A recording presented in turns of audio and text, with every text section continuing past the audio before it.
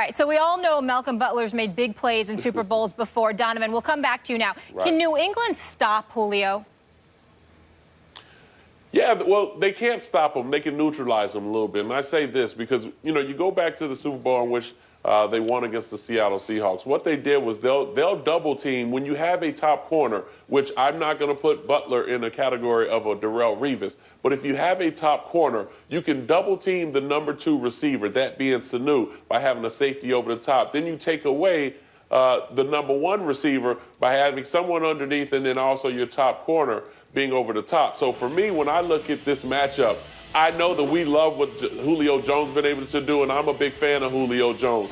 Can you take away Julio Jones throughout the whole game? Absolutely not. He's going to come out of the game with 6 or 7 catches, something that we didn't see with the Pittsburgh Steelers. So now who's going to be elevated in the offense? That's going to be Freeman and Coleman, because the matchup versus the safeties and the linebackers work in the favor of the Atlanta Falcons because of what they like to do. They like to move Matt Ryan outside the pocket a little bit and get the receivers going downfield. So now underneath, you're looking at the running backs and the tight ends to be a security blanket for Matt Ryan. And if you try to take that away, that's when they go over the top for 18 to 25-yard reception from Julio Jones and also Sanu. Well, let's pay attention to something. There could only be 11 dudes on the field at the same time, and when you know, at some point in time, cats are going to have to man up. And the question is, do you have the confidence that they can pull that off? When I think about Julio Jones and what he said, I love his attitude, because here's the deal: he's big time. He's your number 1 primary receiver, and what he's saying is, this is nothing new. What I'm going to go through on Super Bowl Sunday is what I go through every day. So it's really not a question about what Julio Jones can do or what Julio Jones is going to do if the opportunity presents itself. The question is, are the other dudes going to step up? And when you think about the other dudes stepping up, because this stage is so big, could it potentially be too big for them? That remains to be seen. Here's what we know about New England. Let me just give you the personnel, just some of the personnel in their secondary. Hightower, has he been there before? Yep. How about Malcolm Butler? Yep. How about Logan Ryan? Maybe not so much. But what about Devin McCourty? What about Patrick Chung? Yeah. When you look at guys like that, these are names that are familiar. These are names that have been here before. These are names that know what it takes to get it done. And so when I think about it from that perspective, it just comes down to that for me. It's an experience issue against an inexperienced but very talented issue. And whatever way you want to go with it, you just have to pay attention to the personnel that New England has, which is why it makes sense, Max, while Kyle Shanahan said the things that he said, because you got to worry about these boys' experience coming to shine through. The question is, can you stop Julio Jones, basically? And, you know, what's the cliche? You can't stop him, and the people don't use it as much anymore. You can only hope to contain him, right? Put a safety over the top, whatever. Donovan, like, you need to devote extra resources to Julio Jones, or he will kill you. And then it comes down to, can the other guys get open, right? Especially if there's extra attention on Julio Jones. To tell you the truth, the success of the Falcons' offense, to me, is a lot about the fact that they have athletes who can beat their man one-on-one. They can get open.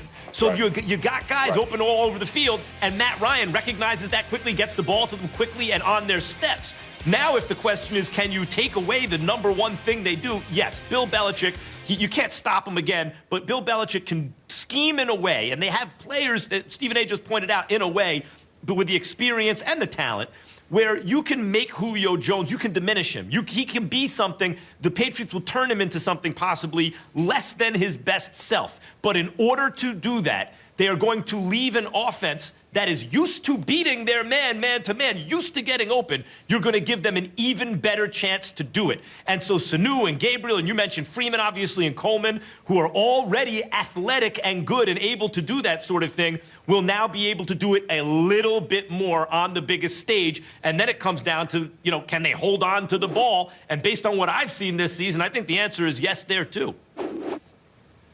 You know what, let me add to that as well, Max. You know, one thing about Bill Belichick is he won't allow your top guy to beat you. And I say that because he's not worried about if Julio Jones comes out of the game with 6 to 8 or 10 catches in the game, but it makes sure he eliminates those explosive plays. Those plays that we see versus the Green Bay Packers, catching an 18-yard route and taking it for about 45 yards, and then also going over the top of the defensive back and then catching that back shoulder. He will eliminate playing against this Atlanta Falcons defense. Yeah, you can catch a 6-yard route, you can catch a 12-yard route and run out of bounds. That's not something Bill Belichick is worried about. But what he is doing, he's putting you in a position to make Sanu, make Gabriel, make Devontae Freeman and also Coleman. Make those guys win the game for you. And then that means if Matt Ryan forces the ball to a guy like Julio Jones, that works in the favor of the New England Patriots, and that's working into the hands of Bill Belichick. He plays a chess game with a lot of these different coaches, the offensive coordinator, the head coaches. If you go back to that Super Bowl against the Seattle Seahawks, what he did to Pete Carroll by just staring in there and staring at him because Pete thought he was going to call a timeout toward the end of the game in the red zone, and he allowed him to score. If you're going to score, score. If not, then we get the ball back and we win. And what happened? He sat there, played the chess game, Malcolm Butler with the interception. New England wins the Super Bowl. And you know what that tells me too, Donovan? That the coaching philosophy and the quarterback have to have faith in their second and third and fourth options. Because I think about the second Giants Super Bowl victory against the Patriots. And, you know, on the Super Bowl video later, which is a Giants fan, of course, I ran out and got, you can hear Belichick saying, don't let Cruz beat you. Make Manningham beat you. He actually said that. Right. And sure enough, Eli Manning and Tom Coughlin had faith, had confidence in Manningham, and it won them the Super Bowl. So it may come down to the same sort of thing. Matt Ryan believing that Gabriel can beat them and getting him the ball. I don't think there's a maybe about it. I think that's exactly what's going to happen. I think Julio Jones is going to get his. I don't think he's going to have a monster game, but I think he's going to have a big enough game where you're going to know that he's a threat because, again, he could just make plays and he can make things happen. But I think ultimately it's going to come down to one of those situations where even though Coleman and Freeman may be keys coming out of the backfield, just like I said, you know, you've got a situation where Bill Belichick may be able to key on them too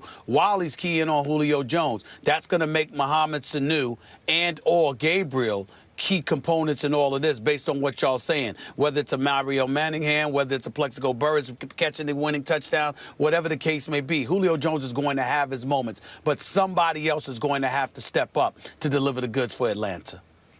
13 Falcons players have scored TDs this year, but if anybody can stop a _1 guy, we know that's Bill Belichick, so it'll certainly be interesting to see how it all plays out. But speaking of big-time receivers, when First Take returns, Dez Bryant